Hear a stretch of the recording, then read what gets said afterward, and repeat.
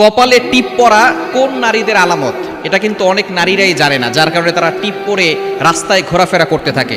হযরত ইব্রাহিম আলাইহিস সালামকে যখন নমরুদ আগুনে নিক্ষেপ করতে চেয়েছিল, প্রথমে পারছিল না, তখন ফেরেশতারা নমরুদকে ইব্রাহিম আলাইহিস সালামের পক্ষে থেকে ইব্রাহিম আলাইহিস সালামকে সাহায্য করছিলেন। তখন শয়তান নমরুদকে বলেছে যে তুমি যদি এখানে অপকর্মে লিপ্ত করাতে পারো নারীদেরকে, তাহলে ফেরেশতারা থাকবে না। তখন কিছু নারীদেরকে অপকর্মে লিপ্ত করালো, নারী পুরুষদেরকে, তখন ফেরেশতারা চলে গেল। তখন ইব্রাহিম আলাইহিস সালামকে নমরুদ আগুনে নিক্ষেপ করলো এবং আল্লাহ পাক রব্বুল আলামিন আগুনকে অর্ডার করলো, কুলনা ইয়া নারু কুনি বারদাও ওয়া সালামান আলা ইব্রাহিম, হে আগুন তুমি আমার ইব্রাহিমের জন্য শীতলময় ঠান্ডা হয়ে যাও। আগুন ইব্রাহিম আলাইহিস সালামকে পোলাতে পারে নাই।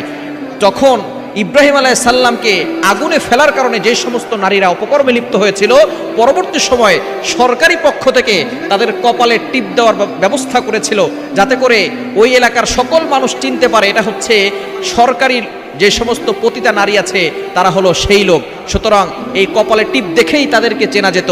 এখন যে সমস্ত নারীরা টিপ দেয় তারা বুঝেই না এই কপালে টিপ দেওয়া কোন নারীদের চিহ্ন, কোন নারীদের আলামত। এজন্য অবশ্যই মুসলিম নারী যারা আছে তারা কখনোই কপালে টিপ ব্যবহার করে না, এবং কপালে টিপ পরা কোনো মুসলমানের জন্য উচিত নয়। এ বিষয়ে আমাদের অবশ্যই সতর্ক থাকতে হবে।